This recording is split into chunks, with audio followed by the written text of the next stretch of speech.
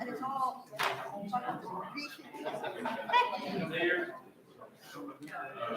Go ahead. Go ahead.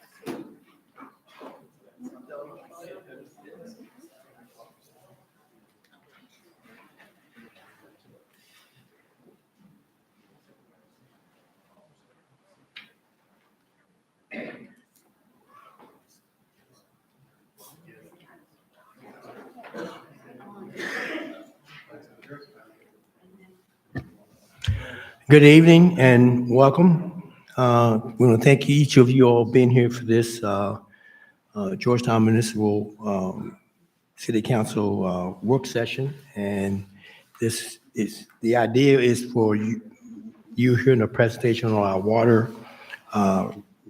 situation, and we have the members of the Georgetown Municipal Water and Sewer Service here to give you a presentation. And then we'll have council questions and public questions from there. So we'll follow the agenda as is. So that being said, we're going to turn it over to the Georgetown Municipal Water Company, and Chase will lead this presentation.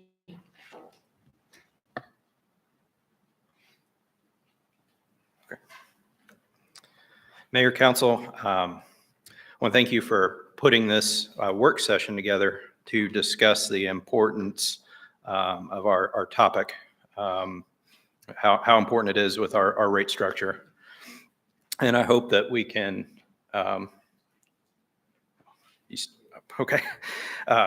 we can provide more information tonight in this setting with the public. I'll do my best to get all the information out here and answer every question. And if I can't answer a question tonight, I'll get you the information as soon as I can. Before we get started, I'd like to introduce our guests. First, we have, I know, a number of representatives of your Board of Commissioners here. Les Jarvis, Jason Baird, and Louis Wolf from your board and staff members. I see our finance manager, Jeff Nutter, and our operations manager, Dudley Burberry. He's here with us. Also with NewGen's Strategies and Solution, you all know our rate consultant, Brown Thornton. That he's helping us with this rate analysis in 2022 and 2023. Different consultant from the consultant we hired in 2019. Also with us is Chip Sutherland with Baird. They are our bond and financial advisor under contract. So I'll kick this off for the work session presentation tonight. I'm going to talk for a little bit, then I'll turn it over to Brown, then he's going to kick it back to me. But Brown's going to handle the very in the weeds technical part and kind of walk you through how we've arrived at our current proposal. And I said this in December, and I'll start in the same way tonight. I apologize that we're in this situation, and this is not the topic that any of us wanted. But we are here, and we've got to move forward. It's just, there's no words to describe the errors that we've encountered with consultants, and that we've got to figure out how to fix it. So I appreciate the council members, and I appreciate the customers that have reached out to receive this information in addition to these meetings, but coming to see us. Mayor, I appreciate the priority you put on this issue so early in your term. I know you didn't want it here, but I appreciate that you're dealing with this head on. And I appreciate the council members that have been in to see us in November and December to really understand and get your heads wrapped around the situation. So with that feedback that we received and guidance from the mayor, we have put together this session presentation. Some of this information was presented in November and December. It's going to be review, and some of the information is related to our new proposal with our most recent analysis on the rates. So I've been asked again to start with our rate history, and so that'll be review if you were here in November and December, but that's where we were asked to start, and then we'll look at kind of the key drivers behind why we're looking at rates again, why we need to make a change. Brown will discuss as I said, the technical data, and then we'll take some time before we go to council questions and comments and public questions.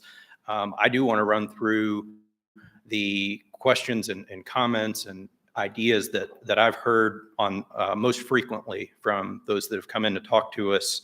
And we'll go through that. And then as your agenda says, we'll have plenty of time for questions and comments. So let's start right here with, like I said, a lot of folks asked about our rate history. So in 1998, Georgetown municipal customers, they paid, I'm sorry, this is small, but in 1998, they paid $14.94 for 2,000 gallons of water and sewer usage combined. That's to your far left on the chart. Then in 1999, we actually had a rate decrease from $14.94 to $14.54 for 2,000 gallons usage. That rate was maintained without change for 5 years. Then we had in 2004 an increase from $14.54 to $14.87, and that rate was again maintained 3 years. In 2007, rates increased from $14.87 to $16.36, and that rate was maintained for 12 years. I'll point out that, and I think I've not discussed this in public meeting when we talked about our rate history, but in that time period, 90s to kind of present day, or 2018, a few things happened because we talked about, if we have these incremental smaller increases versus to having what we're having with what can only be described to what we did in 2019 and somewhat what we're having to deal with today, these gut punch jump increases, that would be better. And I don't think that I got the whole picture out there. During this time period, it's in me studying the history of this, what I've found is, like to point out that the utility paid down debt from around 50 million to 9 million is where we were on our outstanding debt in 2018 to 2019. I think that maintaining this rate structure while we weren't building a huge sinking fund for infrastructure renewal, paying down that debt was pretty incredible. And the question is, how could we do that? And you got to look at that history there, starting late 80s, early 90s, is the partnership that this utility had with the city council and the Scott County Fiscal Court. That was when I believe Judge Lusby started. He wanted domestic water service extended throughout the county. And by that partnership, the county put up the capital for that infrastructure, that service area expansion. So we, as a utility, greatly benefited from increased customer base, increased usage, and increased revenue. And we didn't have to pay hardly anything for the capital investment that it took to get there. I think that's why the rates that we've been accustomed to for this time period, why that's no longer sustainable, is just that kind of investment where our customers didn't have to make the capital investment on the front end, but we reaped all the benefits of the revenue over this time period and still to this day. So I think that's important to note, and that was something that our Board of Commissioners, they wanted me to put that out there because that is part of the conversation. Also in that time period, I believe is probably starting somewhere around 2014, 2015, there was money that was started to put away for the design fee of Treatment Plant 1 upgrade and expansion. So just another item of note, but then we get to 2019, and that was when we implemented a 5-year water and sanitary sewer rate structure that was based on a condition assessment of our entire system that we completed. And the condition assessment, where we went out and we evaluated all of our infrastructure, identified our needs that led to a 5-year capital improvements program. And then we completed a rate study that was intended to fund the 5-year capital improvements program. The treatment plant being the major piece of that capital program. Capital improvements program, it included 83 capital projects ranging in magnitude from our largest projects, wastewater treatment plant 1, upgrade and expansion, south sewer extension, all the way down to small projects, replacing windows at the administration building, replacing doors at the treatment plant, anything we could capitalize. But the rate structure you see here, it was adopted by City Council in 2019 via ordinance. And that was, as previous slides said, the first rate increase since 2007. So we're currently in, I don't know if I have we're currently in year 2023, so the second from the right. That is the current rate. And these are the only rate adjustments that we have seen since 2019. This has been the exact rate ordinance. This is how our bills are generated off these numbers, nothing else. So we're currently in that 2023 year with our minimum bill, our fixed rate for 2,000 gallons of usage for water at $13.49, and then our fixed rate for 2,000 gallons of sewer usage at $12.42. Any questions so far?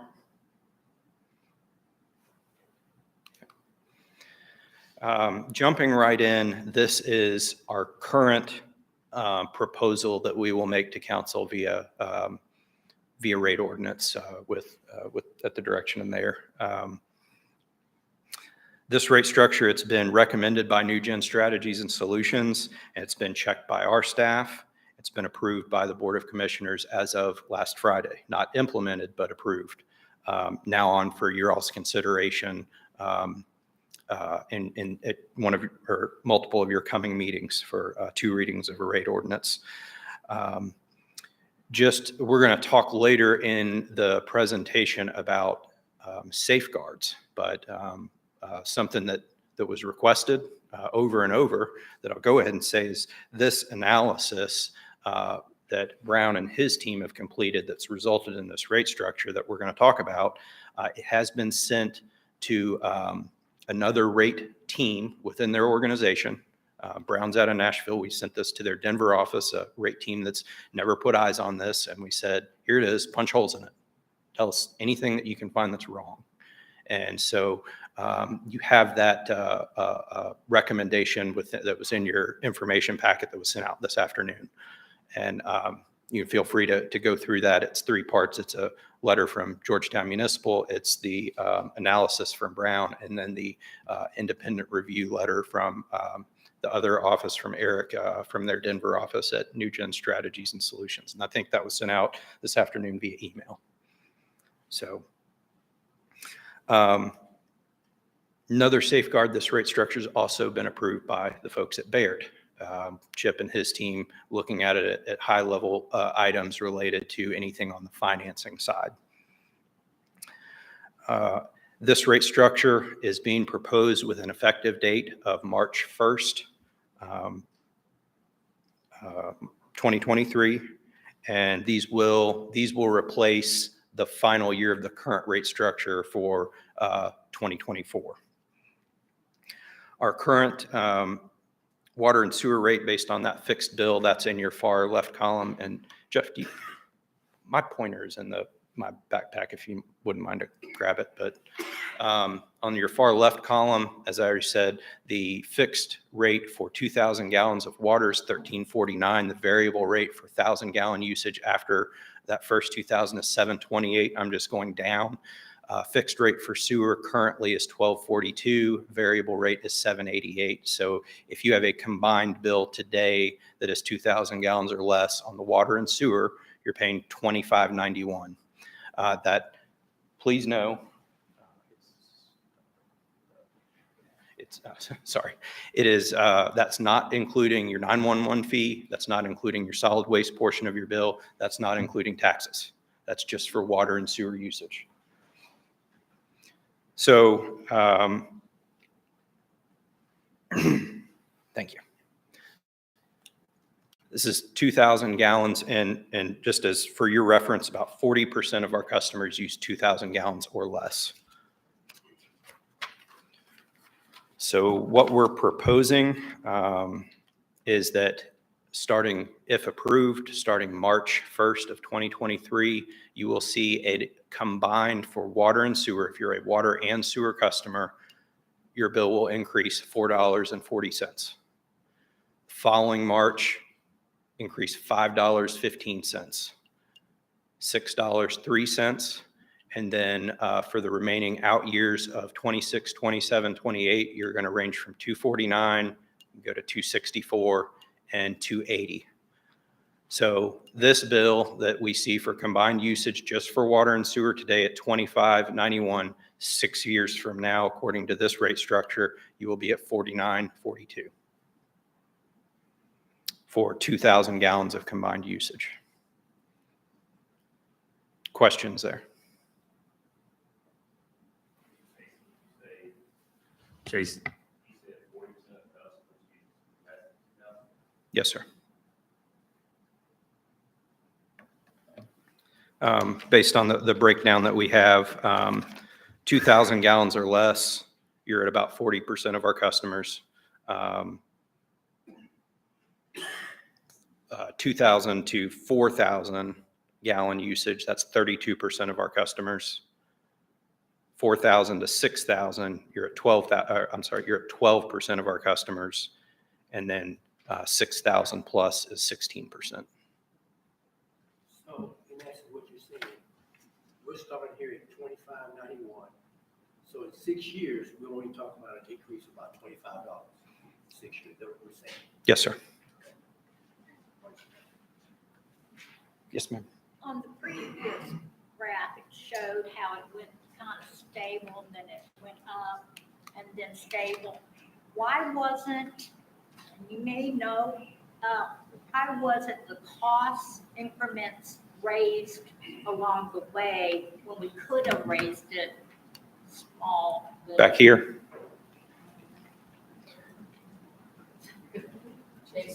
We're gonna, let's get through the presentation first, and then you can ask your questions, okay? And we'll do that, okay? Thank you, Mayor. That okay? We'll come back to it.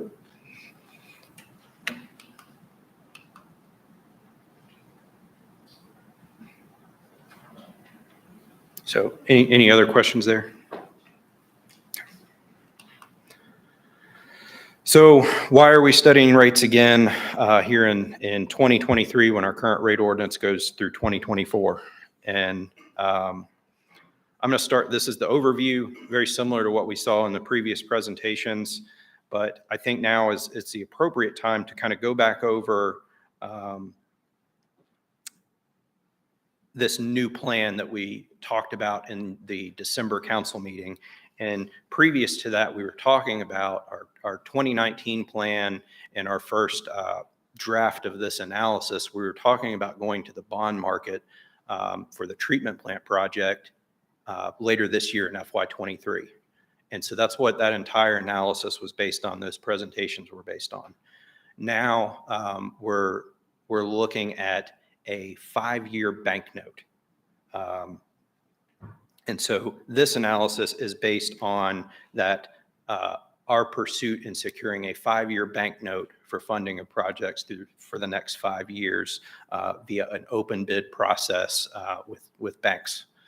So that's kind of the first thing. Please keep that in the back of your mind. We're going to talk more about that and what that means. But what has changed since 2019? The first thing that we determined since walking through our analysis is that the 2019 rate structure, it was undercalculated. That's been something that's been widely discussed, widely reported. There was an error in the calculation of interest yielded that yielded a rate and revenue shortfall in the current structure. We're going to go into these in more depth, but This is just the overview. Second, the interest rate for the financing, especially for treatment plant 1, and in 2023, it's almost double what was anticipated in 2019. And then we all know at this point about the structural design error and the increased cost resulting from that structural design error on wastewater treatment plant 1. Also changing the number of projects that we want to finance versus pay for in cash. Talk more about that when we dive into each one of these drivers. Additionally, we've been adversely impacted by inflation and price escalations in the last 2+ years, both on the operations side and the capital construction side. Those escalations make a big difference, as Brown's going to explain that part of the driver in particular. We're also anticipating impacts from new regulatory rule updates from the federal level that are going to be implemented over the next 2 years. And that will make another financial impact to our rate structure that was not accounted for. It was not known in 2019. So first part of this, first driver, it's related to that interest calculation in the 2019 study. We anticipated a bond at that point this year, $58 million for 2 projects at a rate of 3.5%. And that was a pretty conservative estimate of interest rates at that time. Please keep in mind that now we're pushing the permanent financing through the bond market out for up to 5 years with this bank note.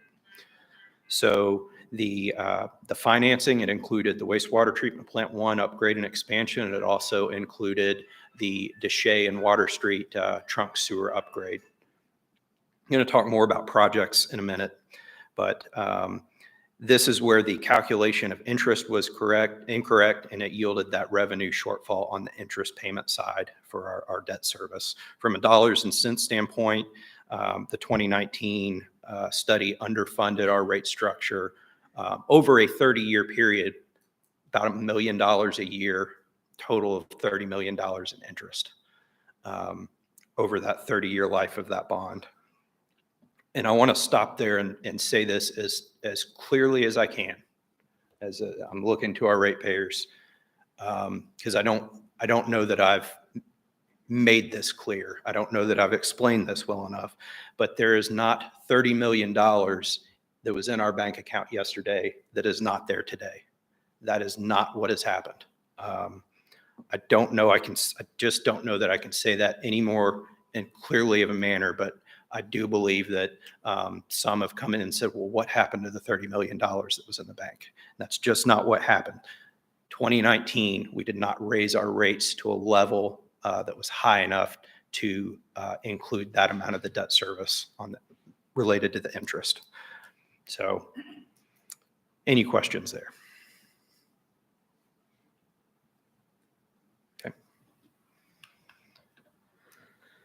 This is another part of the discussion that's changed with the proposed banknote financing plan. Our current financial advisor, Baird, anticipates interest rate if we were still going the bond route. And this is from the presentation where we're still talking about going to the bond market. Anticipated that bond rate that sometime this summer at about 6.17. That included the 100 basis points. And that's equal to 1% of the interest rate. So just that change from the 3.5% anticipated on the bond in 2019 to what we anticipated where the bond market would be this summer, that makes a very large magnitude and increase of the interest that we will pay over the life of that bond. We're not doing that now, or we're not doing it yet because we're doing this banknote, and I believe we're anticipating that now, securing that right around 5% versus the 6.17. 5.2. I'm looking for Chip. 5.2. Thank you.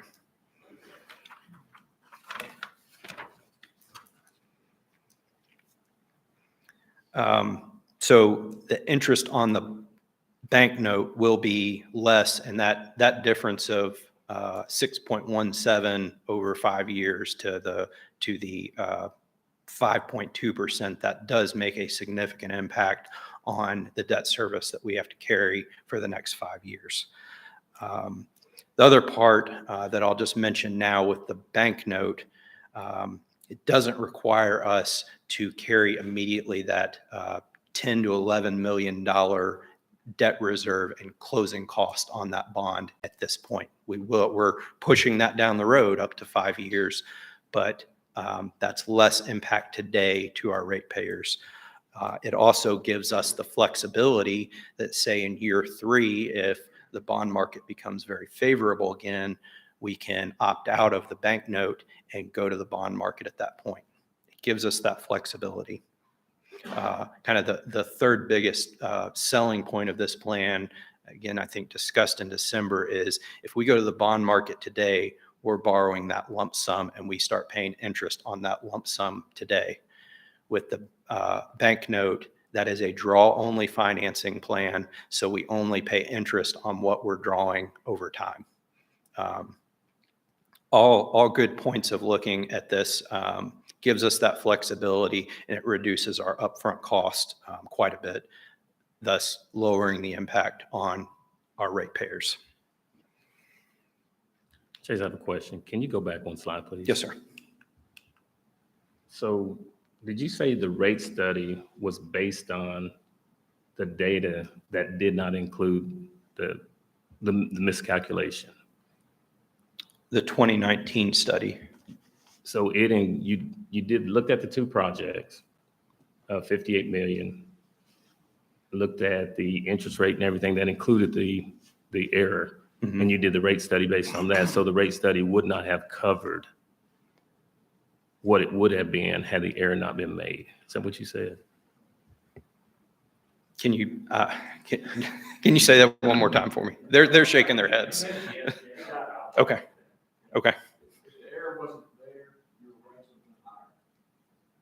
That's correct. The rates, the rate structure starting in 2019 would have been significantly higher. I think that's an important point for people to understand. So.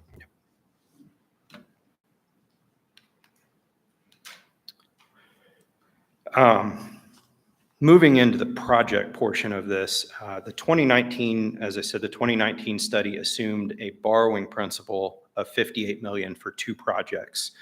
Now we're looking at financing 4 projects, and so that principal that we're seeking in the bank note is $86.4 million. And so we need to walk through. We've done this, but let's continue to walk through and make sure we understand how that breaks down. We have our treatment plant project now currently budgeted at $65 million. And why I've got here on the slide is the $65 to $70 million is that we have made a application and received preliminary feedback that we're going to be successful at securing a grant that's going to create that range of $65 to $70 million. We think we're going to receive a grant for that difference there. And that's about as much as I can talk about that yet because it's not public. But we are accounting in this rate structure for the fact that we have secured that grant funding. So then you've got $16.4 million worth of capital commitments. First one is the Deshay and Water Street trunk sewer, interceptor sewer replacement. Last council meeting, I was talking about how we can go in and line some of our pipes.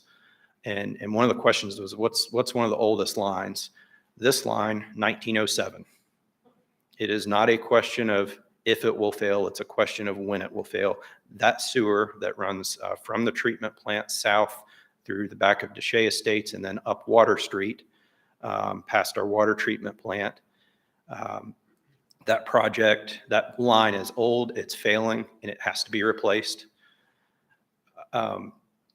We've been talking about that project for a number of years, but we wanted to make sure we understood the treatment plant design. This project is just as important as the treatment plant because without this project, you can't get any of the water to the treatment plant. This sewer serves most of the southern half of the city. We have received an ARPA grant through the Cleaner Water Program. That was phase one, and that grant was in the amount of $3.45 million. That project is more money than that, so we need to commit through this financing $3.2 million to go with the ARPA funding. That was round two of ARPA. So that's between a $6 and $7 million project is what we anticipate. We need to have the funding of just over $2 million to go with the ARPA funding. The Northwest Bypass Waterline Extension, similar.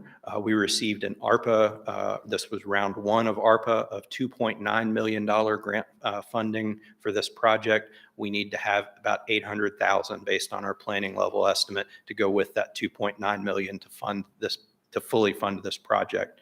This is installing backbone infrastructure around part of the new Northwest Bypass. The biggest benefit here is this is going to greatly benefit the new high school in that it greatly improves the level of service for drinking water and fire protection at the high school. Next is the Paynes Depot Water Storage Tank Distribution System improvements. This is the project that we received a $5 million allocation from the state legislature, thanks to the hard work of Senator Thayer and Representative Pratt, as well as Judge Covington. This is to increase our water storage on the drinking water side. State drinking water reg says that you need to have storage capacity of drinking water for 24 hours of your average day demand. We don't have anywhere near that. We don't have half of that. We never have. We've skirted that by the fact that we have emergency connections with Frankfurt Plant Board and American Water. This project also is important in that if we move forward with this, we are going to increase our level of service for both drinking water on the domestic part and fire protection across the entire southern half of the city and county. This project is also going to benefit us as we look at long-term water supply. We're going to be able to use this infrastructure. So we've got $5 million allocated from the state, and I've got $7.4 million included as our commitment. However, that 7.4, we're working on scoping and the planning of that project. We believe our commitment's going to be somewhere between $5 and $7.5 million to make that project happen. Overall, it's a $10 to $12 million project. These are in our opinion, our greatest capital needs. We've got treatment plant 1 upgrade and expansion. Our South Sewer extension is funded differently, so that's not included here. It's through the KIA loan, but then you've got the Deshay and Water Street trunk sewer, Northwest Bypass, and Paynes Depot water storage tank. All of these need to happen. They're all critical, so they've been included in this financing program. I'll also point out that the 2019 rate study had 83 projects. To date, we've completed, I think, 33 of those, and you can see that our capital program now is these 4 projects plus South Sewer extension. So we have unfunded projects that we're pushing down the road to try to minimize this rate increase. Because of that and the amount of those projects, mostly dealing with infrastructure renewal, we're holding out $5 million within this financing for capital and operational contingency. We don't know what's going to be the worst case scenario or what's going to need to be funded, so we're just putting a blanket $5 million over the next 6 years for contingency. Questions?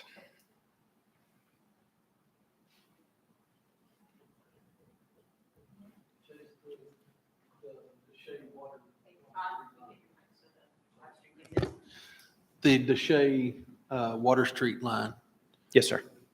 how far is that line run? Does it just run to the water plant, or does it, how far up into Indian Hills, Indian Acres? I think it's just going to run to our old office building. Okay. But I don't know for sure yet. We're not even really, we're not even contracted with an engineer yet. Okay. We're planning level, but it'll be close to that intersection. Yeah, with that one being 1907, I just wonder how far back up into Indian Hills, Indian Acres does that one go? That's the point that we feel like addresses most of the problems. The choke points are from Deshay and up Water Street. And that's where we have overflows that we have to report to Kentucky Division of Water. If we upsize that part, we think the problems upstream of that, that's where it's solved. Our hydraulic model that we're working on, hopefully completed by next summer, going to help us analyze those choke points in a much better manner than we're able to today. Okay, thank you, sir. Yes, ma'am. And correct me if I'm wrong, but if we put something like this off, the EPA will come, and there's a possibility of major fines and problems going forward. So, I mean, this is absolutely essential work. Yes, and I'll say that fines from Division of Water and EPA, if that line fails, fines are the least of our worries there. Absolutely. Chase, on the, for the 5 million in capital and operation contingency, how did you come up with that? Did you just look at the most urgent projects and We looked at our list and we said, what do we think is the minimum that we can get by with over a 6-year period? And I wish it could be well above 5 million, but we're also balancing that against the impact to our ratepayers. That part of this plan worries me. I won't put you on the spot and ask you your confidence level, but it just, We're going to have to be very, very judicious with how we allocate that money. right. Okay.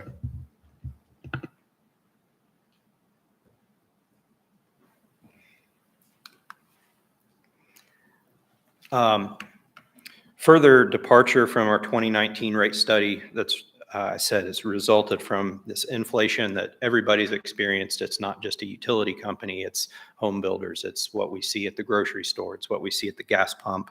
Our operational expenses have increased across the board. I bring our board and city council bids for a unit price contracts for chemicals and materials every year. We bid those out, then we further look for more quotes through the year to make sure we're getting the best price. Over the last 2 years, our chemicals and materials, chemicals, that's nutrient removal, that's bleach, that's odor control chemical at our treatment plants and pump stations, materials, pipe, fittings, meters. Those have increased 95% over the last 2 years. That's never happened in our history to see those types of escalations on stuff that we buy and use every day. Sludge hauling over the last 2 years with us bidding that out, that's hauling from the treatment plants to the landfill. That's increased over 50% over 2 years. Utilities have increased 7% since 2019 on an annual basis. Wages and benefits have increased. Contribution to the retirement fund has increased. Vehicles, as the city knows, with purchasing cruisers and emergency response vehicles are through the roof on price. Staffing is costing more in every part of that. In 2019, I thought we put in a conservative estimate of 3 to 5% for inflation. That's what we're dealing with. Based on these operational expenses alone, as Brown's going to touch on a little bit later in more detail, our 2019 rate structure was not sustainable, just based on what's on this slide. And that's not based on any mistake or error. That's just what's happened in the world in the last 2.5 years. Another part that we need to just talk briefly about, but we made within the 2019 study, we made projections and assumptions of increased revenue based on increased usage, increased customers. Water, we were very accurate. Sewer, for whatever reason, that's lagged behind, and we're having to overcome that sewer revenue shortfall as well. Again, not an error, it's just usage has gone down. I don't know of a trend. We always look for trends. We always look for reasons. We haven't really found one on that. We just thought we made a conservative projection and that did not pan out. I'm going to talk about how we're not going to make that mistake again in this study later in the presentation. Finally, as I alluded to earlier, we're planning for the financial impact of anticipated regulatory updates. That's from the federal level, US EPA, that includes the lead and copper rule update, as well as the proposed designation of hazardous substances in drinking water. These regulatory updates, they are going to impact every utility, every ratepayer across the country. This could be, and is already being discussed, that this may be lead and copper and the PFAS and PFOA could be discussed as the largest unfunded mandate in the history of the country.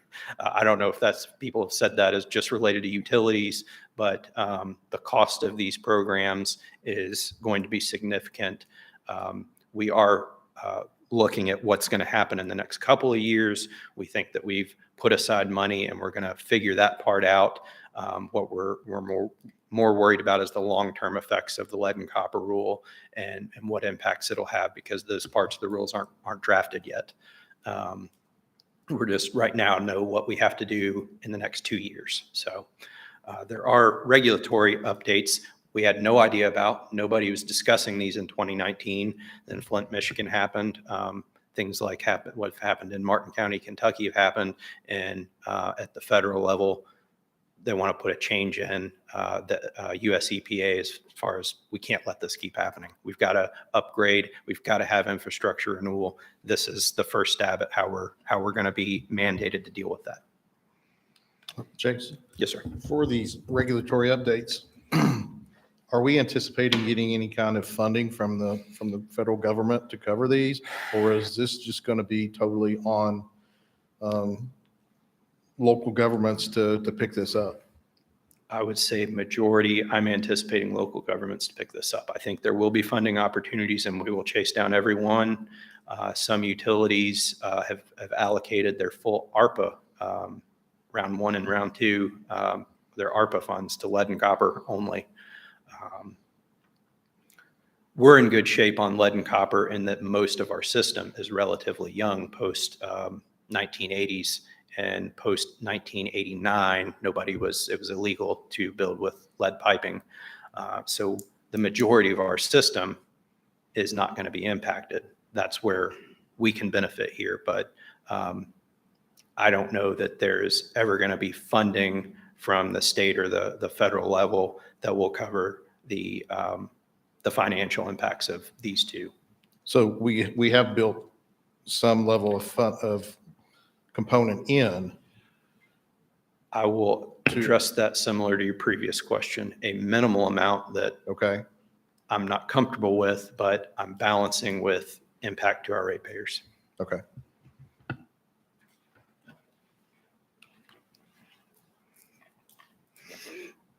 Hey, I've shown you what we have to overcome. Let me turn it over to Brown Thornton now. He's going to walk you through the technical analysis and give you kind of how we got to those rates that I mentioned, and let him take it from here. May or may not need this. Just push the button. Yep, and then that's yours. Button on each side. Yep.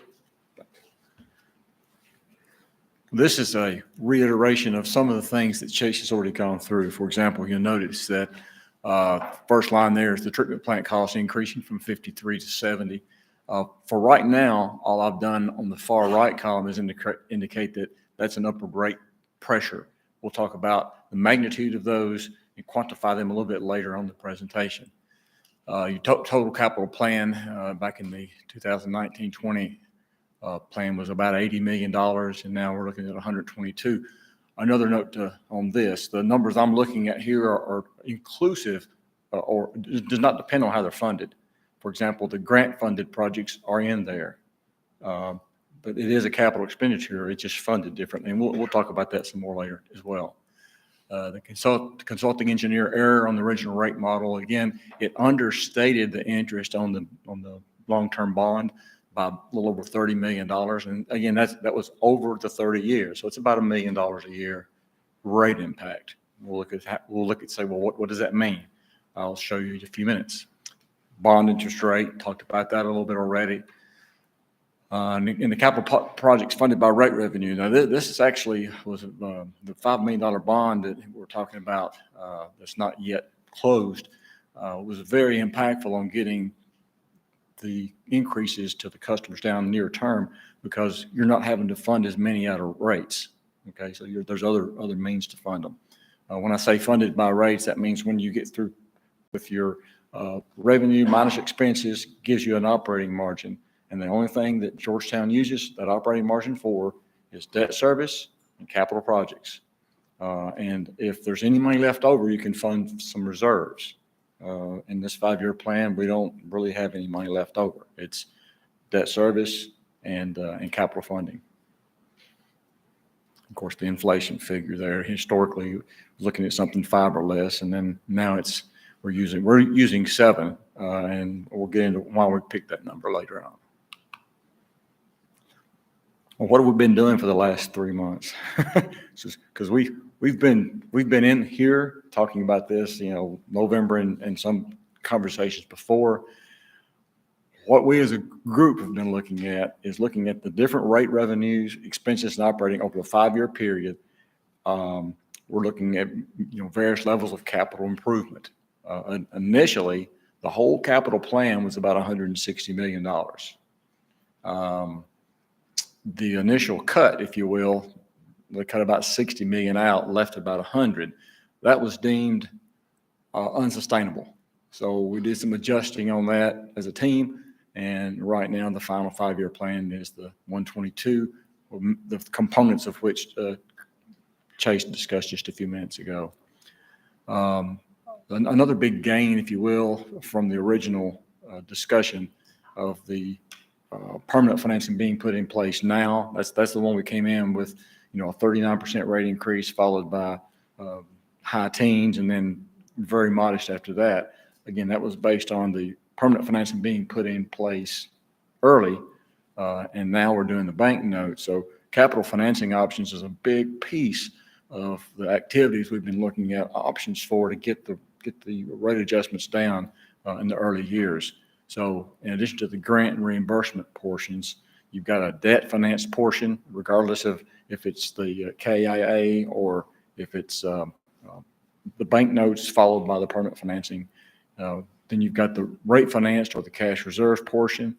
And ultimately, where we are today, we're using a short-term construction loan, if you will, until roughly FY28, and then you'll have a permanent financing with long-term bonds.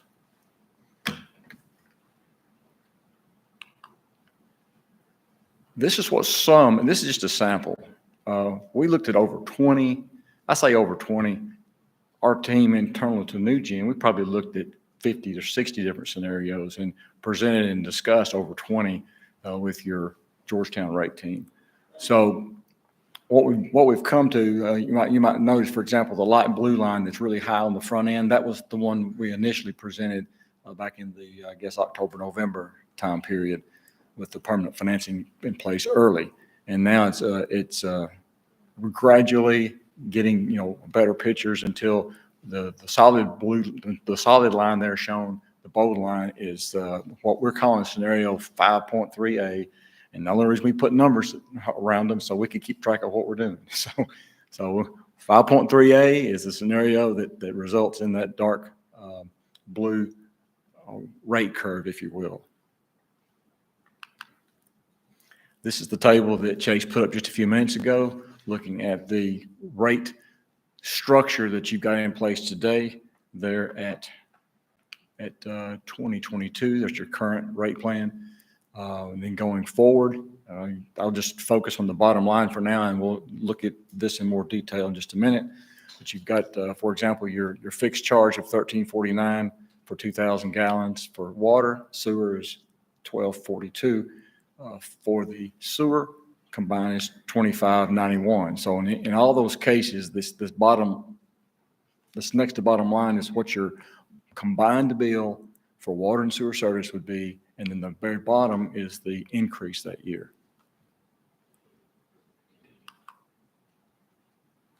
What's the capital improvement plan that's driving a big portion of this.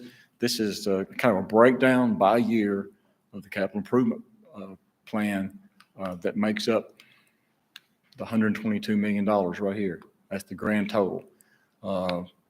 This is by projects going across. So for example, the White's water treatment plant, you'll be into it over about 50 with 25 remaining, or 20 remaining here, total of 70.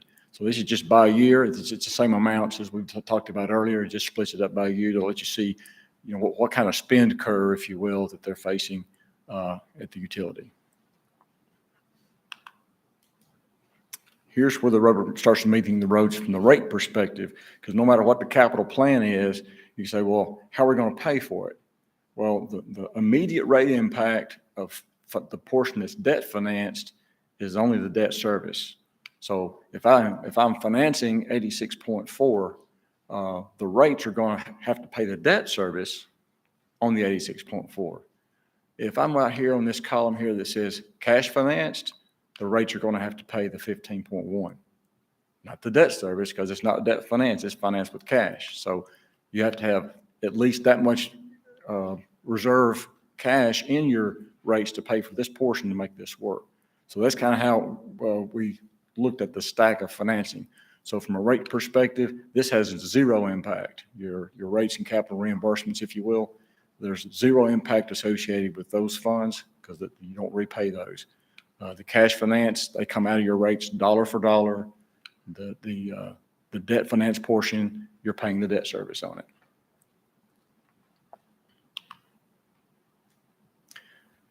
You'll see this a couple of times, but I try to simplify a very complicated model, if you will.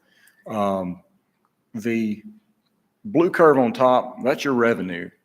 So you take your assumptions for sales, gallons, and customers for water and sewer, hit that with the rate and generate a revenue curve. Now, in all the scenarios, the red line, which is your operating expenses, remain the same. It was the same curve.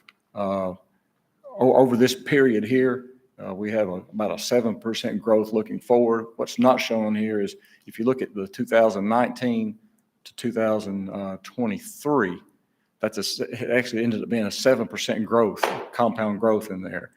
So that's what we use going forward. And if that materializes, then we're good. If it doesn't materialize, we're better, because that means we won't have to borrow as much, or maybe not increase rates as much in the future. That'll all be factored in.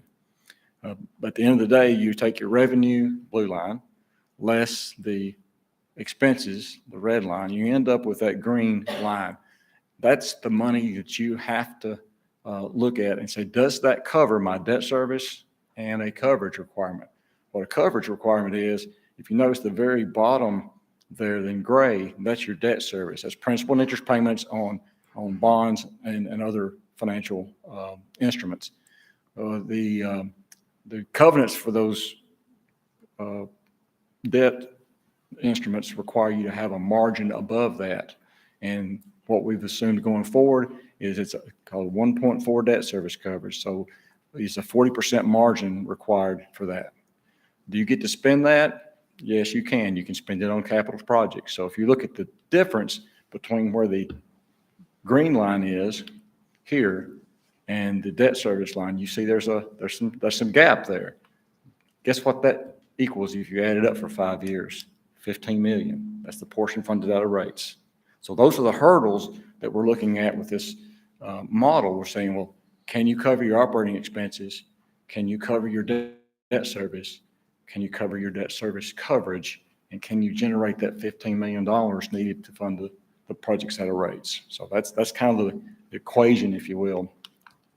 A couple of notes here that the operating expenses in this current model increased from 11.6, that's your current level, to 16.4 over that period of time. The old model did not have near that much growth in it.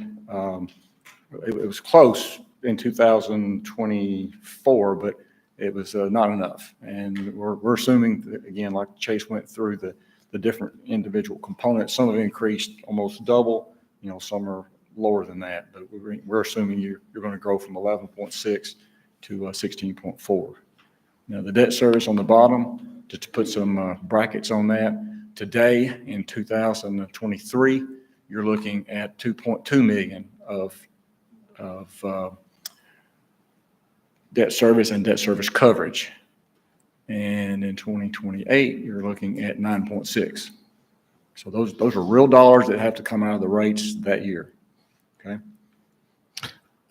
Quick question, if you don't mind. Sure. I think I know the answer to this, but 2023, we have the revenue going up modestly. Expenses in 2023 are going up quite a bit. So there's a compression of the margin. Correct. So for the expenses 2023, is that primarily due to the inflationary pressures, or is that what is causing that? Well, the reason that you don't have a full year of revenue in 2023 is because we're just doing the revenue increase in March instead of Gotcha. the Okay. beginning. That's what I thought. Okay. Yep. Yep. Otherwise, you would not have the deflection down. Right. Okay. Thank you. Another question. This model doesn't factor in growth, does it? It does not. And I It's understand because fixed. if the growth doesn't happen, you're really in trouble, so. Yeah, but- this is fixed sales at 2023 levels. It's flatlining going forward. So if you have growth, again, everyone's better off. You'll have more revenue generated, more margin generated. When it comes time to issue bonds in 2028, you probably won't have to issue as big a debt, for example. That could happen. That would be a benefit of growth.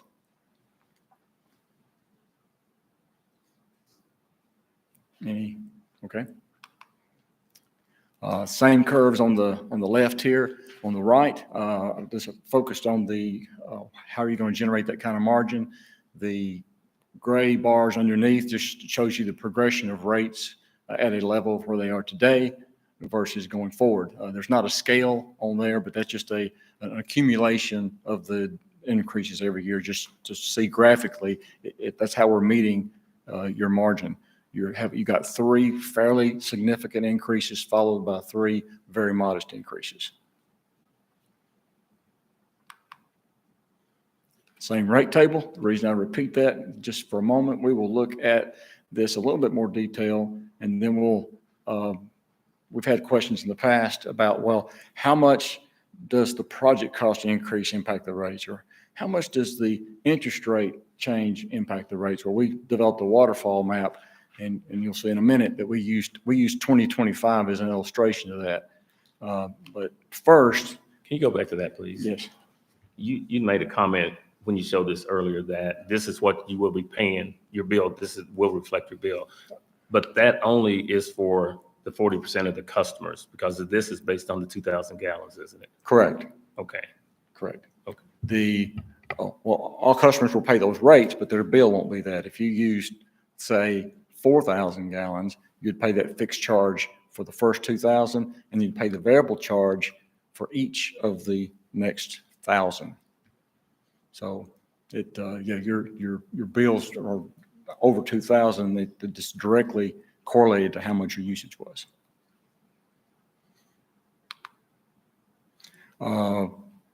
It's a little bit hard to see here. I wish I'd made the colors a little bit more bold.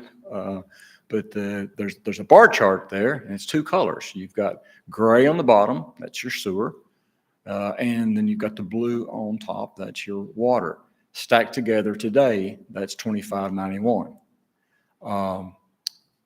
Starting in March of this year, if everyone approves this plan going forward, you will go from $25.91 shown on the top of the bar to $30.31 for an increase of 40. And that just shows the progression each year with the top of the numbers on the top of the bar. That's your combined water and sewer bill. Again, to follow one of the mayor's questions earlier, you go from $25.91 to $49.42 over 6 years.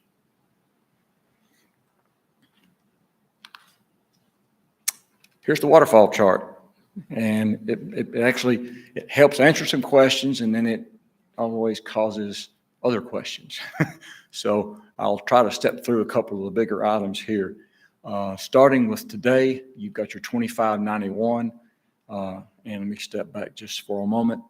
Just to reiterate, the waterfall is based on 2025 rates. So you see the 4150 here for your water and sewer. You'll see that again over here on this right side. That's the 2025 rate. And you start at the 2591 and then stair step up. So the debt service error increase, the component that causes to the $41 is $3.38. Okay. And in dollar terms, it's not just the debt service calculation error. They were consistent in the error. They applied that to the bond. They applied it to your KIA, which wasn't much, by the way, because interest rate was low. They applied it to 2 more bond issues that they had anticipated in the future. But that error they were consistent about. So when you sum it all together, the debt service error, if you will, understated your interest payments by about 1.2 or so, your principal and interest payments. Now, from a rate perspective, remember, if it's debt service, what else do I have to have for debt service? Coverage. So the rate impact of that $1.2 million error per year is about 1.5 or 6. Okay.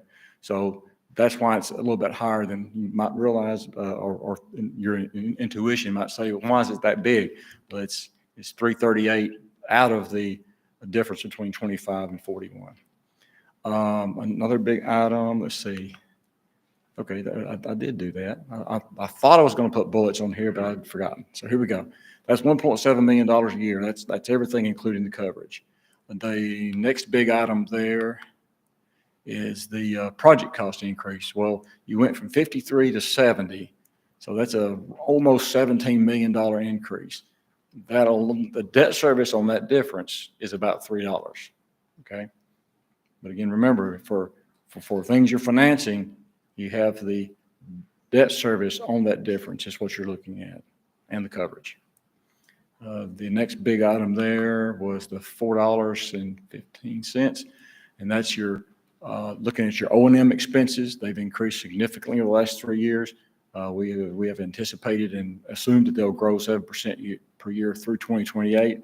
The other item in there, notice at the bottom it says O&M expenses and growth. Okay, the old model had some growth in it that did not materialize. Okay, that's about 25% of the $4, and the 75% of the $4 is your O&M growth. So that's about looking at the magnitude of what those different elements kind of gives you an idea. Some are a bigger impact than others, of course. Any questions on that? Again, this illustration here to show those is a 2025 rate for a 2,000 gallon customer. Brown, just for clarification on your middle bullet on project cost increase, where I'd said the treatment plant was roughly $50 million project, and you've got 53.3. That was the original design and construction. Correct. So the design was the roughly 3.3. The construction cost is 50. Correct. What was the old model growth rate projected at? The old model growth rate, do you know what it was? I don't have it offhand. It was not that aggressive. Brown, But like Chase was saying, they were pretty close on the water. The sewer was missed. it anticipated a 4% growth. Okay. Yep.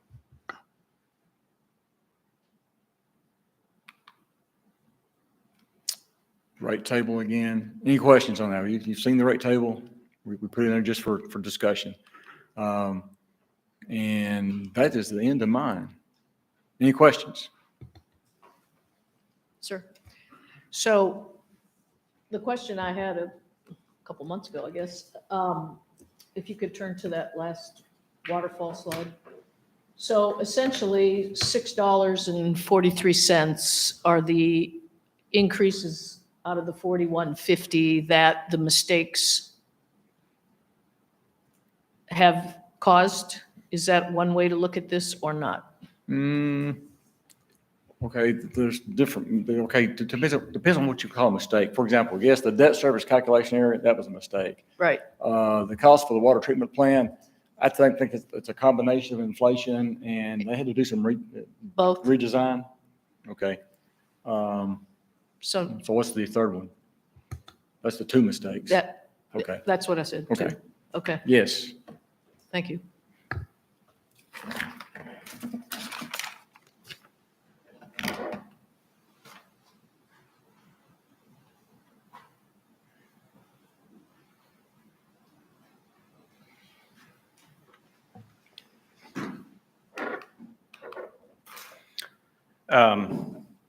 Kind of talked about briefly on the operational and the capital contingency.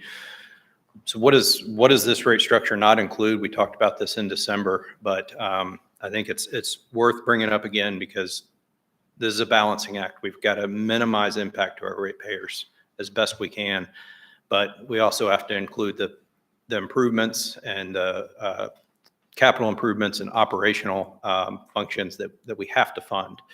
So very important that we look at, and we all know what we're not funding. And the first thing, we heard this in public comment at our last meeting related to drinking water supply long-term. We've been studying long-term water supply since the end of 2019. And that exercise, that analysis it's taken that long because we're researching many alternatives and exploring regional solutions.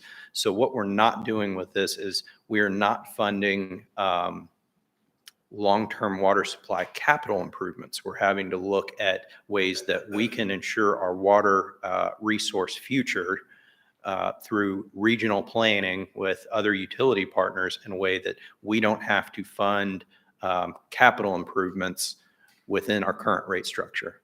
So we are looking at water supply. We do have a plan. We're furthering that analysis. However, we're doing that in a manner that we are acknowledging we're minimizing our capital contribution to whatever plan that we choose to pursue. Second thing on here is wastewater treatment plant number 2. At some point in the future, we will have to do an expansion there similar to the expansion at plant 1. This study does include planning and design within this rate structure, the fees that were set aside, but it does not include capital improvement, the capital costs for expansion of plant 2. I cannot tell you, that's development driven. I don't know when that's going to happen. I don't think it'll happen within the next year, but I also don't think that's a decision that's going to be pushed out 10 years. It's going to be somewhere in between that we will be coming back to discuss the expansion of plant 2, similar to how we've done at plant 1. This also does not include capital funding for expansion of our service area. We've always done that with based on the rule of growth pays for growth at our utility. Expansion of the service area, that cost goes to the developer that's benefiting by the expansion of the service area. We don't put in those lines for the developers, and so we don't have money set aside for this expansion of service area.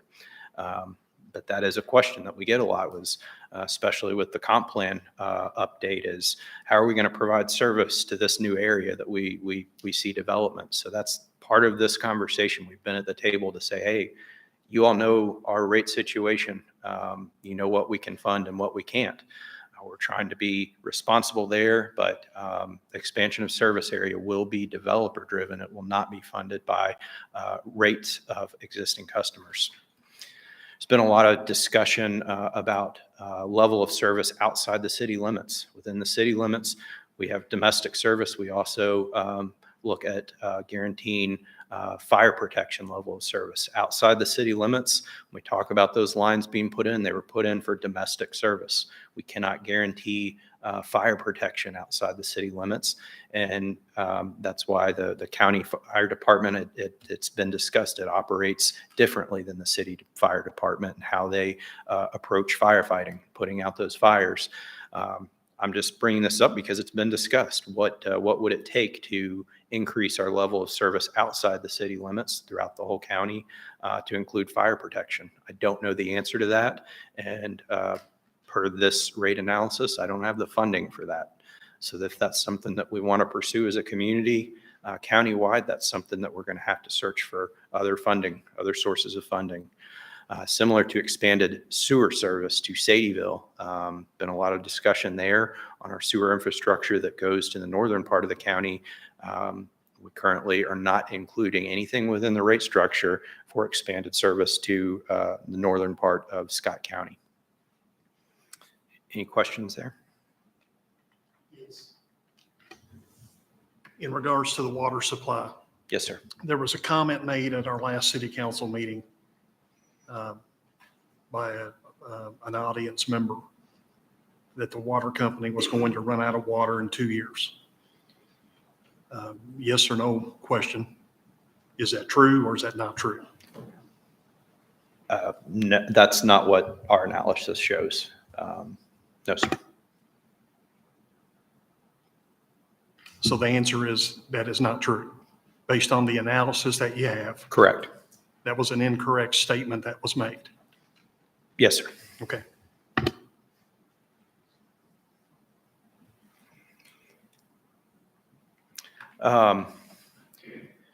Chase, Yes, ma'am. you explained well at one point. There were a lot of questions from the audience over the past couple of months, why the customers who aren't using the sewer have to pay for that service. So could you explain that again? Sure. The rates on both water or sewer are obviously increasing, and we try to do those as proportional as possible. There are upgrades within this program, this capital program, and within just our operational program. There are expenses on both water and sewer side that both have to be funded properly. So that is as best I can say. And I think another related question there is, I don't use 2,000 gallons. I use under that. Why am I paying for 2,000? And the best explanation I can give is we have to have a minimum amount for budgeting purposes that we can build our annual budgets off of. And we're also, whether you use 2,000 gallons or not, you are paying for the availability of a publicly funded utility that is nonprofit. Thank you. I think that's an essential answer to that question that people need to take with them and understand. Thank you.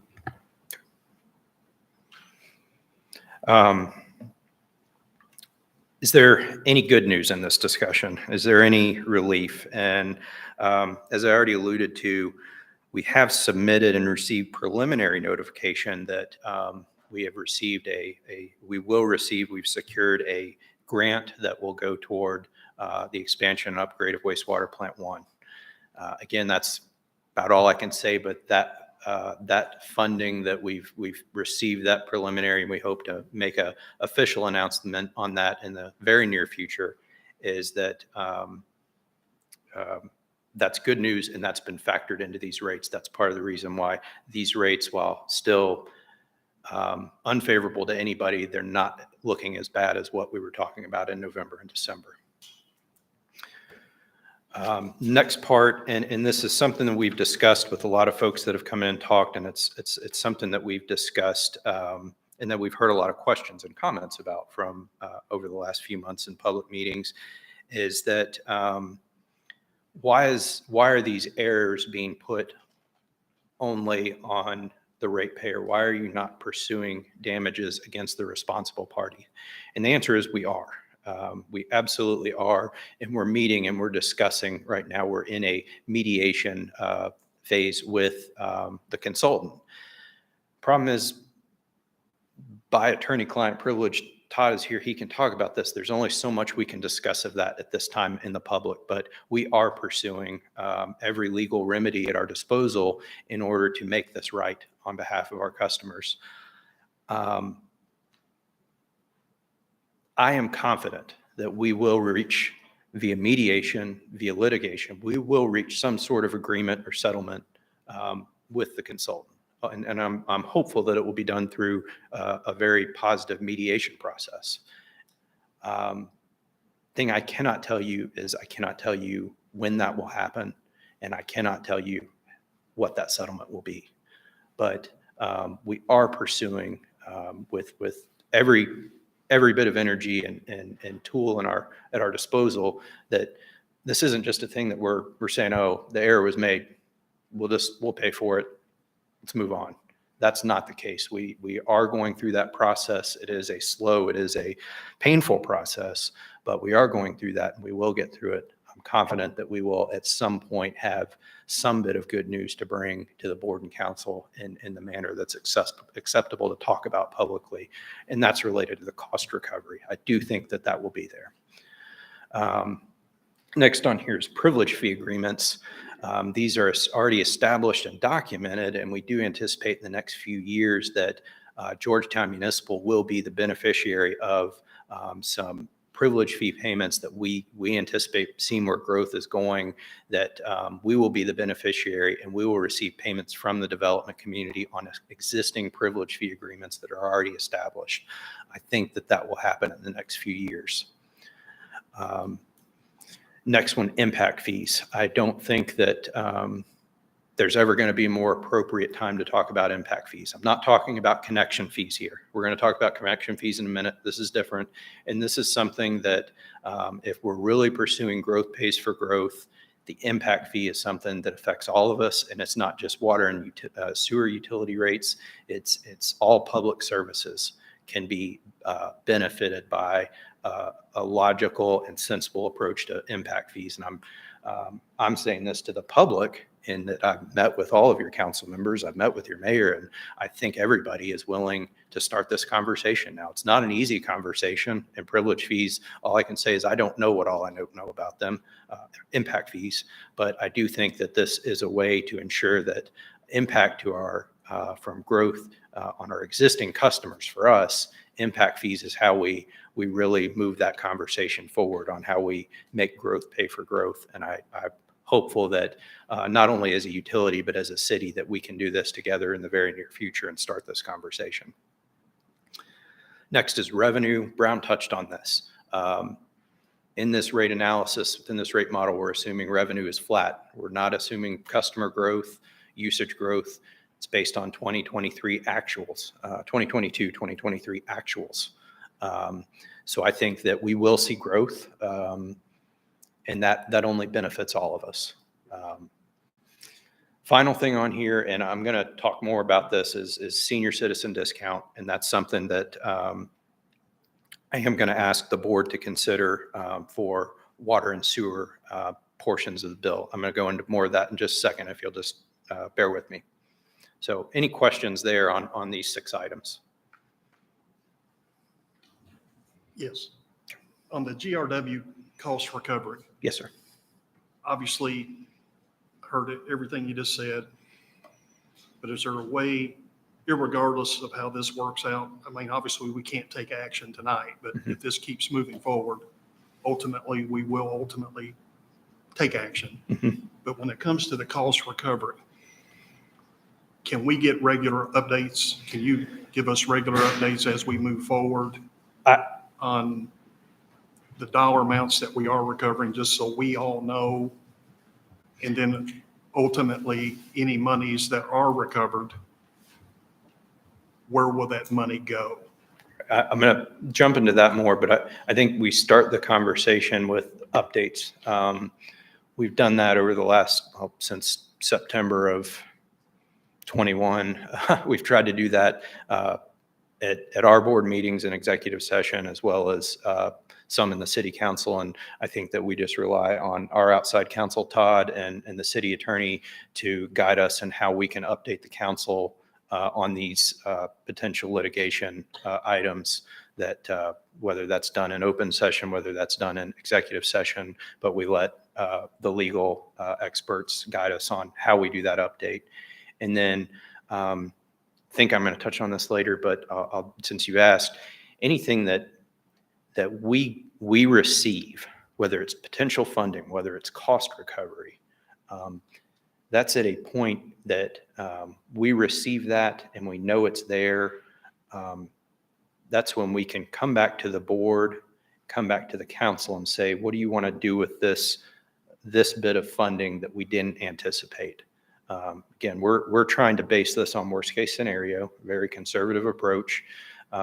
So if we receive another grant or we receive a settlement and we reach that settlement, how do we want to do that? Do we want to do a rate decrease? Do we want to put that into some sort of restricted sinking fund? Do we want to put that toward a project that we push down the road that's now unfunded?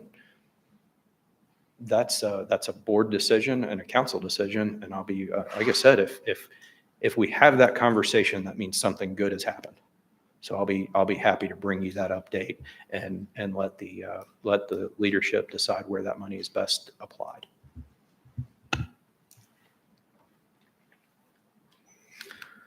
Okay, for the remainder of the presentation, I'd just like to take some time to discuss the feedback that we've received on the subject via the public comments at these meetings and our meetings, phone calls, emails, all the communication and in-person meetings.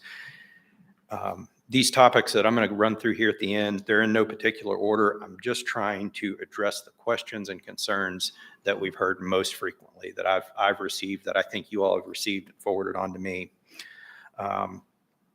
Since talking about rates, chairman of our board, Les Jarvis, our finance director, and I, we have sat down with any person that's called and said they want a meeting.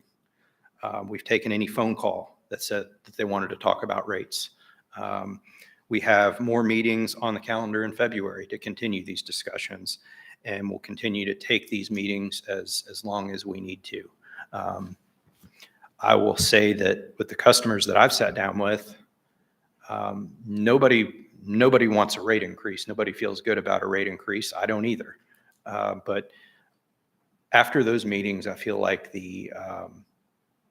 there's more understanding about what's happened, a lot better understanding. And it doesn't make it any easier, but I do feel like it at least takes the temperature down about what we've discussed. And I do think the better understanding has helped everybody that's come in. And like I said, we will be committed to continue taking those meetings. You want to come sit down and talk to us, we'll schedule it. Like I said, we've got, I think, 3 more in the next week of times that Jeff and I, and possibly less, will just be sitting down with customers saying, what do we need to talk about? Some of them provided really good ideas. So we'll continue to do this and hopefully all better understand this as we move forward. So next is, what is the status of the special examination from the state auditor's office? Previous mayor and council in December of 22 requested the special examination. Just as the update I can provide as of today, Mayor Jenkins, 2 council members, city attorney, 2 board members, and some of our staff, myself, we did sit down with representatives of the state auditor's office on January 27th. They did explain, what they would be looking at and if they would consider this request. Their special examination is not one that looks at the treatment plant design or looks at our rate study. They're examining our organization as they do for anything for waste, fraud, and abuse. And that's really all we got from the first meeting. We're going to reach back out to them, I believe, the end of this week.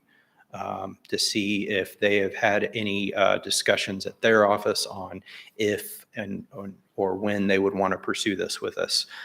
All of our annual financial audits, and that we do every year, similar to the city, and financial statements, we've already submitted those. We're happy to do this. We have nothing to hide related to waste, fraud, and abuse. And if this is something that helps our customers feel better about what has happened, then we are happy to go through this, whatever is recommended by the auditor's office.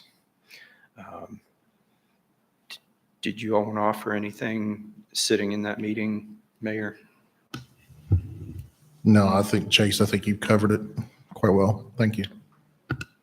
Any other questions about the special examination? Sorry for so many questions. This is So what we're just- here for. Just for clarification purposes, for people that either will read this in the paper or watching this at home. Those meetings are still ongoing. Nothing's been finalized yet. No final decisions have been made. Those are still ongoing meetings. Correct. Thank you. Mayor? Okay. A lot of people have talked about safeguards. How do we prevent these types of things from ever happening again? And that's what we all want. We don't want to repeat. One mistake was enough, and then factoring in at the treatment plant, then factoring in the rate study from 2019, it's just very hard to understand how these things have happened and how the impact is so great. First of all, we are reviewing all of our procurement protocols and contracts that we will use for future execution. Our protocols, we met and exceeded state procurement protocol in 2019 with selection of our consultants. We selected very qualified consultants, and then it just didn't matter. But we are reviewing those procurement guidelines. One thing that we'd already done since that procurement was establishment on engineering a pre-qualification program that's we've implemented a couple years back and has worked very well thus far through our capital program. We're also contracts, they were reviewed by outside counsel, but we're going to go through those again. One of the big things is, how do we have a design consultant that has a limited errors and omissions policy that is not the same as what our construction contract on what they will be designing?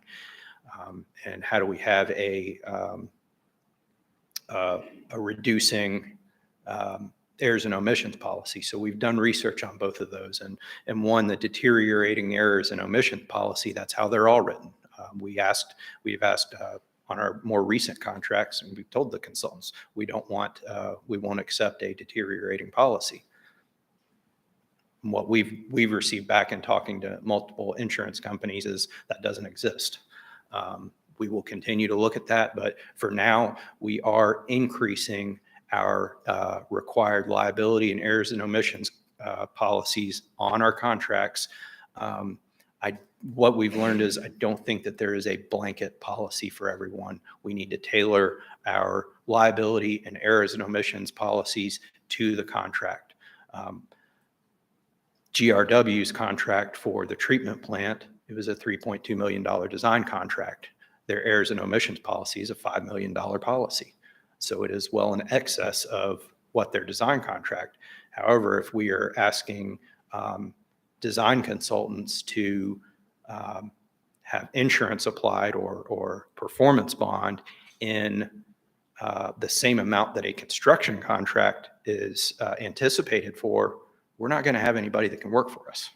I don't know of any engineering firms that offer that kind of protection. And if they do, we are going to pay for it.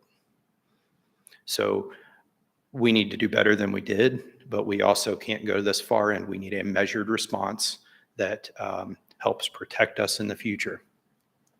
Another safeguard is, especially on our rate side, is the board is committed that we are going to look at our rate model and how it's playing and how it's predicting and working with our annual budget every year.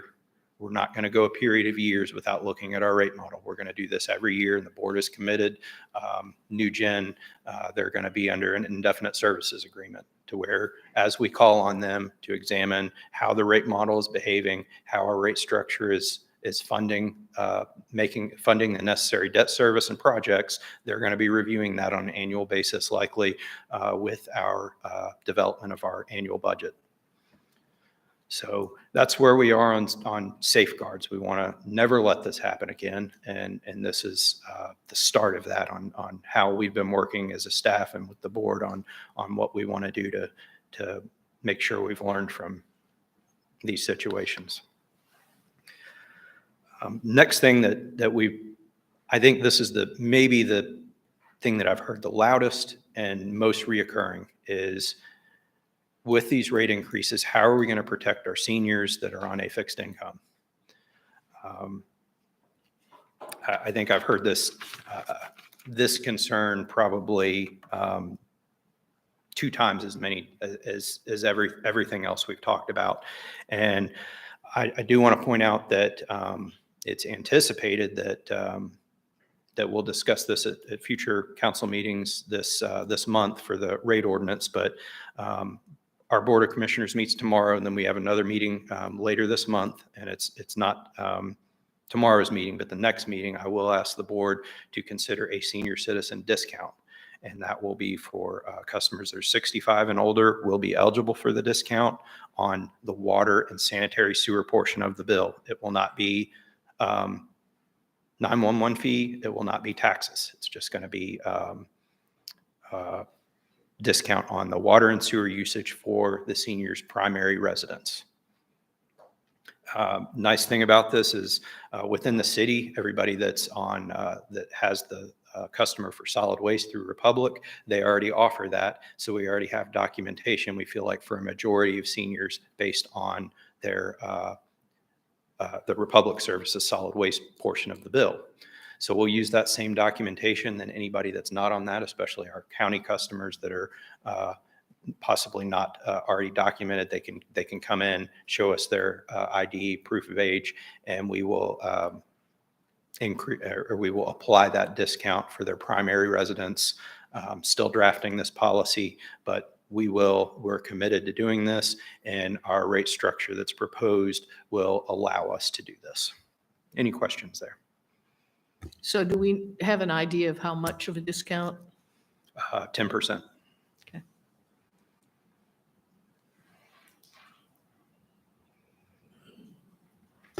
And Chase, in the past, you've talked about customer programs. Do you have more in place as far as those go, as far as help with water bills and such? Yes, sir. Our customer service staff, they do know all of the local assistance programs, and I believe there's 5. I'm going completely blank on what 5 they are. I generally keep them written down, and I had them at the other presentations. But yes, we look at those. I will say that obtaining that assistance is often more difficult than it should be. But our customer service staff works with those organizations, and we do try our best to make sure that it's as easy as possible. But I will say that some of those assistance programs are cumbersome. Thank you, sir. Finally, we heard a number of concerns from the public. I want to say really at the December meeting where we talked about rates, is why have we not had an increase in connection fees in many years? And I'll say what speak for the board and what we have already committed to is that we will conduct a thorough analysis related to connection fees for water and sewer. We've already looked at 60 peer utilities on what connection fees are. These aren't impact fees. These are just what you pay when you come in and you want a new house, and I'm paying for that meter that's being put in and the sewer tap. Currently, we are among the highest of those peer utilities that we've studied. And our rate on the domestic side for a single family residence, that size water meter and sewer tap, we're at $1,500 per connection. Based on the amount of connections that we budget as part of our revenue in our annual budget, we are in the process of examining what the impact would be on raising those, whether we raise it 25% or 50%. We're considering if we doubled that. Again, keeping in mind that we are already amongst the highest, but we are going to perform that analysis. One thing that I will note is anything that we recommend there connection fees are part of the sewer ordinance, water and sewer ordinance, the utility ordinance. So anything that we change there not only requires board approval, but that would require 2 readings of the utility ordinance, any update that we want to do. Based on our schedule that we're hoping that we can implement a rate structure by March 1st, we have 2 reading, or the opportunity for 2 readings at your regularly called February meetings. Anything that we do on connection fees will not be ready in that same schedule. We're doing the analysis, and we think we could make recommendations, but drafting that language and making sure we've checked that, I think that's also part of some outreach that we need to do to make sure that people are aware that we're looking at this as well. That those 2 schedules will not be side by side. So, questions? I am not speaking for the mayor, and I am not speaking for this council. I'm speaking as an individual. When we started talking about this increase back in November, I think there were at least 2 of us, maybe more, that were talking about the tap-on fees. I heard what you just said, that is not part of what we're talking about tonight. Correct. I think we have to move forward. And what that amount is, I don't know yet. But I think everybody has to have skin in the game here. It can't just be put on the backs of the people that live here. It's got to be put on developers, builders. And I look forward to receiving additional information. Again, I'm not speaking for anybody here, but I think we have to look at it. I'm I think sorry. we have to. And my goal would be, and I don't know your time frame, but I'd like to see it happen sooner rather than later. Meaning, I know when the new budget year starts July 1st. Hopefully we can get that information back before July 1st. And again, I'm open to any suggestions and ideas on what that dollar amount is. But if I'm not mistaken, I think it's been over 10 years I don't know the answer to that. since we've made the last. And I know you all asked me for that, and I Okay. didn't get that, but I think that that's a very reasonable timeframe that you've laid out, and I think we could have analysis and recommendations to the board and council without any problem in that timeframe. I'm in total agreement with that. Thank And, you. and Chase, one thing that you did mention, I think it's high time that we've talked about it, and we do need to push forward along the same lines as what Mark was mentioning, is the impact fees. And it's something that's been discussed for many, many years, is that the city, new development comes in, the city foots the bill, the taxpayers that are living here now, they pay for it. Police, fire, parks, sanitation, I think that's something we definitely need to move forward with. I'm glad you mentioned all those departments, because I don't think an impact fee for water and sewer is the only part that needs to be discussed. I think this needs to be a joint city, utility, and what other department, whatever other department should all be at the table there. And it needs to be for all of those public services, not just water and sewer. But thank you for bringing all those departments into the fold there. Absolutely, because it's, they're bringing all this growth in, and it's, again, it's the city that's having to struggle to pay for all of it, so. Thank you, sir. I know she had a question. Can I respond to her? Or? Okay, let me kind of give a couple comments, and then we can open up some other things. First of all, I want to thank you all and what you've done. This has been a labor for months, and I've met with him on many occasions. And from where we started to where we are now, it's a better picture for us. I think they did a great job of answering some of the tough questions as to, number one, they were talking about senior citizen discount, talking about how we got where we were, make sure they understand that we did not lose any money of the 30 million they were talking about, because that's very important, because people thought we were wasted that.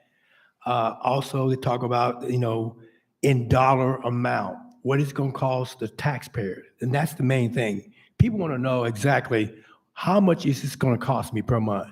So you explained it's going to be $4 and some more a month, and using 2,000 gallons of water. That is very important for people to know. And I think you all did a great job with that. And I am thankful that we are at a place where we can make a better decision on going forward we need to do with this than where we were a couple of months ago when, people was lining up ready to jump off the bridge. Now we're sitting there now, we're better off where we are now, people understanding what we're doing. And again, that's hats off to you all and the fact that the hard work that went behind it. And we are still going to pursue outside funding. We're not going to give on this fight. We're going to continue to do that. And if we're able to secure those funds, we're going to be able to hopefully use this to better the situation for our consumers. Any other councilor wants to comment?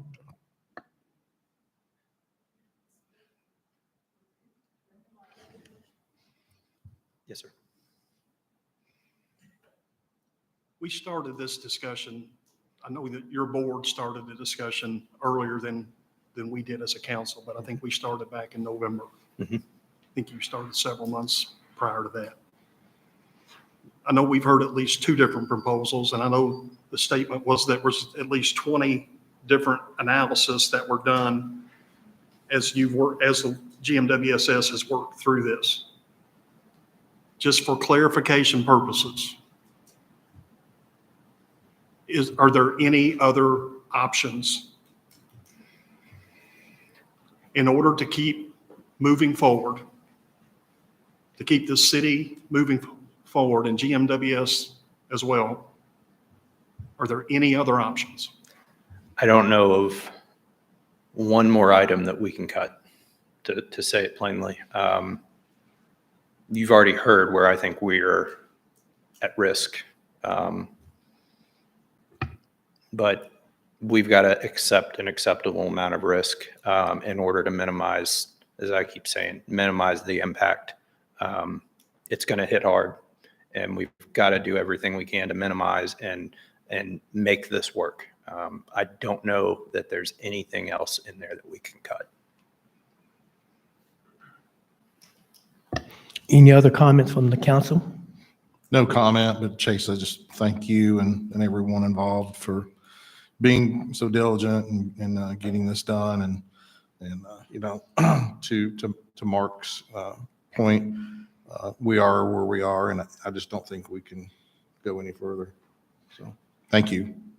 Chase, thank you Yes, for all ma'am. the hard work Thank that you. you've done and all the explanations and clarifications you've done. We really appreciate it. I know it wasn't easy. Thank you. It's been a stressful time, and we appreciate the diligence and the patience and the professionalism that you all have brought to this process in explaining and taking questions, hard questions. And I think there is a greater understanding now of where we're at and why we're where we are. Thank you. I think it's important too that our citizens understand this. We've been struggling to understand and get our heads around it. And Chase, you've done an excellent job. You've been very informative. You've not held anything back. But the key is making sure that our citizens understand. They probably still have some questions, but I think we're more informed and we can answer some of those questions. We're telling them just to continue to go see you. Please do. But thank you for being transparent and also very informative. Okay, now we have some questions from the public. Yes, ma'am. Let me preface this. Let it come up. Okay. Yeah, ma'am, if you would come in and if you would state your name, please, and you can ask your question so we can have it. I want to preface this with the fact I wasn't at any of the other meetings. But anytime you talk about raising anything, my ears perk up and I have concerns. before I retired from the federal government, I was a program manager, so I know well about budgets. I ran a $100 million budget. So I know about certain things. And what I didn't see at this meeting was anything referring to variable costs versus fixed costs, the salary and the overhead of staff. How many staff did we start with? And what are we looking toward the future? We are the fastest growing county in the state. There's more development every day. And those people will also need water sewer. But, and I could be wrong, it seems that that part was kind of glibbed over. But we need to plan for that, for future growth. I didn't see anything about net present value, future value. What is the value of money going to be in 5 years? I don't think it's going to be very rosy. But we have to do the analysis with what could be and what we're basing it on today. So I was a little bit concerned that none of that data was presented. And it might have been done with the financials you've submitted, but that's very important. We don't need to pay out anything that we don't have to. And I too thank you. Just ignore me because I wasn't here for the last couple of meetings, but I will be, by gosh, at the next one. And I thank you, Mayor, for letting me say my 2 cents. Thank you.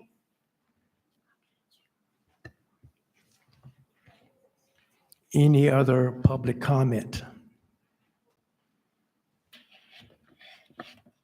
I'm Mike Scoggin with the Georgetown News Graphic.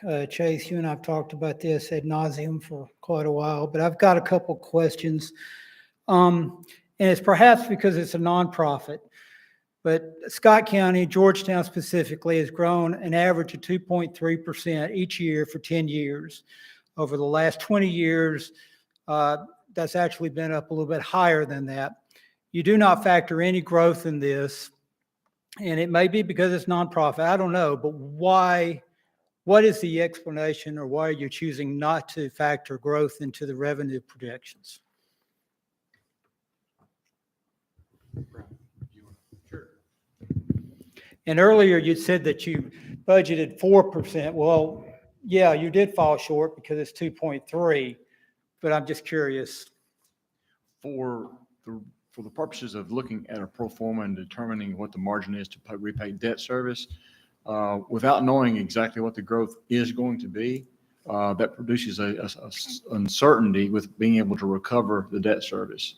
So for projections, for debt service purposes, we don't assume any growth. It is a bonus if it occurs, no doubt, to your point. But from a nonprofit standpoint, there's nobody to pay that money to except the ratepayers through either less borrowing or not as big of a rate increase if the growth occurs. So you've got that flexibility in the plan going forward. Okay. I'm curious too, the Payne Depot water tower, the water company buys water from Frankfurt a lot. By building or constructing this water tower, will there be any projected savings long-term with that because of that water tower, because you'll be able to store the water? Over time, any future water supply alternative that we pursue is going to require infrastructure improvements. This is going to be one that we can utilize no matter what alternative that we move forward with. So allocating this money, regardless of where our long-term water supply assessment lands, this is going to be something that's needed and that is going to come out of the cost of any capital improvement required for any alternative. And I got one final question, and I'll get out of your way, and I apologize if I was limited to one, but hey. And I've asked you this before. I've asked you through an open records request, and I've asked you in a couple of different ways. But I continue to get phone calls about this, so I figure I'll go ahead and ask you face to face and let you answer it for everybody else. On what date, or approximately, did the board learn of the engineering flaws in wastewater plant 1, and when was construction shut down? We learned of the engineering error on September 2nd, 2021. And I believe the stop work order happened shortly thereafter. And I want to say that was either the 9th or the 16th. I was thinking the 9th. Yeah, I think it was about 7 days, but I continue to get asked that question, so I figure I'll just ask you in front of everybody, okay? I think I've responded to that question. You have repeatedly, and I've covered it repeatedly, but Okay.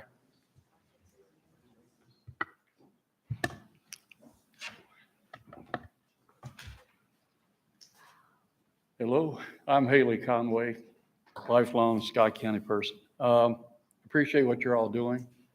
It's not easy. Growth has a cost associated with it. Number of years I was on the school board and we had to deal with it. You're all having to deal with it. But I have a question about the rate structure. And my question concerns a segment that I have not heard any talk about, and I apologize. I'm a member of the Scott County Soil and Water Conservation Board. Has agriculture been considered? And the reason why I say that is there is no federals or state monies available right now, matching monies, to build ponds or lakes. Right now, we're being forced to basically match money to farmers to run water lines to attach to existing water. And like I know ourselves, in the last 3 years, we've run 4,000 foot on our farm, put 5 waters. And unfortunately, we fall in that category of the 60%. Our water bills are averaging somewhere between $300 and $500 a month. We have roughly 100 head of cattle. Manufacturing has an additional cost. They can throw it back into the cost of their goods. Agriculture is a commodity. Really, we can't, we're taking hits. My greatest fear personally, and like I said, I've lived here, was born here. I'll be buried here. My biggest concern is that at some point in time, we'll wind up being like Jessamine County, where you won't be able to tell where the Fayette County line ends and Scott County begins. We've lost tobacco as a major money crop in this county. So we're relegated now to either having soybean, corns, cattle, horses, and to a lesser degree, sheep and goats. And agriculture still produces a substantial amount of revenue in Scott County, as well as jobs. And the additional cost to a farmer, like I said, we're paying sometimes $300 to $500 a month, and that's a lot of money that we cannot recover. And cattle, even though the cost of beef at Kroger's right now is very high, the truth of the matter is farmers are making less money now than they have in 2 years. We know that we're not making the money. We kind of know where it's going. Scott County is a great place. My major fear is that we will not be able to hold on to the farms. The farm that we have has been in the family since 1870, I believe, and we're doing all we can to hold on to it and pass it to the next generation. The truth of the matter is the number one crop in Scott County right now is a 3-bedroom ranch. And, the additional cost of more subdivisions, as farmers cannot afford to make it, and there are more subdivisions, and there's going to be additional costs running those lines to those people. Every new home normally doesn't pay, especially a 5-acre tract, they don't pay enough taxes to support the services they receive. I have seen that study done many, many times. It never equates out to being equal. It's always on the negative side. My concern is that with agriculture, I didn't know if you all had given any consideration to that segment, because at the end of the day, there are a lot of farmers in this county. And with us having 100 head of cattle, we're by no means anywhere near the benchmark. I mean, there's a lot more. We're losing our farms. And let's be honest about it. People move to Scott County because of the quality of life and the beauty of it. And I promise you, at some point in time, when you drive into Scott County, you see nothing but houses from one end to the other, it'll be less attractive. Thank you for your time, and I appreciate it.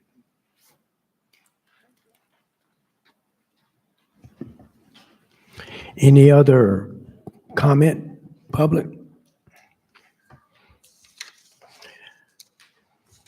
If not, once again, I want to thank you all for your comments. Thank you for coming, and that hopefully, again, we're going to continue this fight. And again, thank you.